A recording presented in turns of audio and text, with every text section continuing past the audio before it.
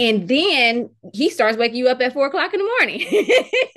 I don't Yeah. know if that's your story, but I'm like, God, can we do this in 2 more hours? He's like, no, get up now. I have something to tell you now. So just begin to be obedient, because with obedience, it's going to be a sacrifice of something. There's Mhm. something you're going to have to get, you have to let go. People, you may have to let go of some people in your life because they Mhm. may be dragging you back into old lifestyles. Talk about that. Did you have to let go of people that you used to be around, when you got closer to God? Like, talk about the stripping season, or if you even went through a stripping season with God. Everybody will. Everybody will. In order to elevate to the next level with God, to get into that spiritual realm with Him, you have to be pruned. And this is what a lot of people don't want to talk about. The pruning has to happen with each and every one of us. Because if not, we're going to go into God's kingdom with dirty feet. And He says, Mhm. take off, you're on holy ground. You have to take that dust off of you. So God has to strip you in order to elevate you. And He didn't say how He's going to do it. You're going to hurt.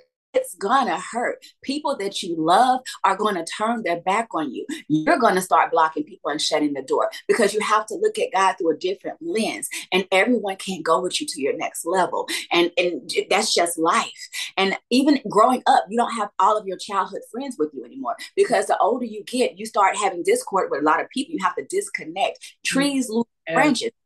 Trees lose their leaves. You have to fall off. Some things have to get off of you. I lost some of my friends for 11, 12 years. Me Even with too. people will see you walking differently and they're like, I don't want no part of that. All you do is talk about God. All you do is live for God. But later on in life, if you keep being consistent and obedient, they will come back and be like, I should have listened to you. Tell me Mhm. about God that you know about. I haven't had one person yet that hasn't came to me and be like, I'm going through something. Can you pray for me? The same people that turned their back on you are going to start coming because they see that the God that you serve is who He say He is, and your light is so bright that they can't help but see the God that is in you. It is going to hurt. It Mhm. is hurt. This year in February, I experienced one of the people that I love so much. I raised up, they turned their back on me, and I was on the floor sobbing like an infant. It hurt so bad. But God said, you don't know what I had to protect you from. And it came out later, and I was in shock and awe. But Mhm. God, for a reason, I have learned not to question God when He moved people out of my life. I begin to say thank you because you don't know the conversations that are being had. And you don't know, some people will set you up just like a Judas. There is always a Judas in your story, and there's always a Judas in your life. If you can identify it before it backstabs you or betrays you, you will be good. But God says, in the case that you can't identify it, I will move it. So I just learned to start rejoicing when the pruning happens because it's going to happen and it has to happen.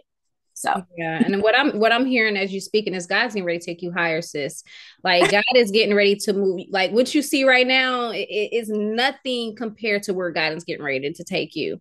It's not by chance that God wanted me to speak with you. You know what I'm saying? Because like I'm really trying to be Holy Spirit led when it comes to talking with different people, and I was like, you know what? She's got something to say. I don't know her like that, but she's got something to say.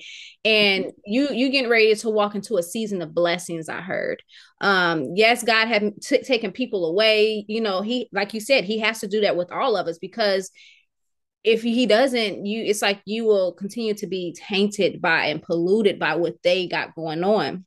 mm-hmm. Even for myself, family members, like, it's like, God, but this is my family. But at the same time, they don't want to walk, they don't want to hear you, they don't want to listen. Then you Mm-hmm. have to separate. God don't want you to stick around that. You can pray for them, but at the Mm-hmm. same time, we have to separate from that. Mm-hmm. um and so what would be the last thing that you would like to tell everyone that's listening, that anything encouraging, what would you say?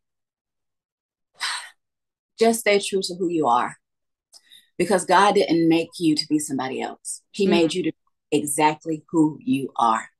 And if you don't know who you are, isolate yourself from everybody and sit with yourself.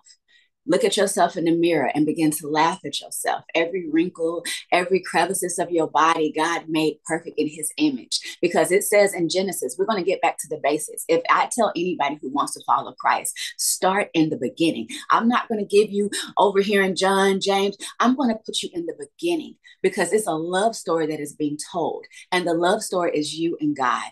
In the beginning, God created man in his own image. Amen. And if is battling with anything in life, your father made you. He breathed his breath into your life. He breathed he made you. He single-handedly said, I want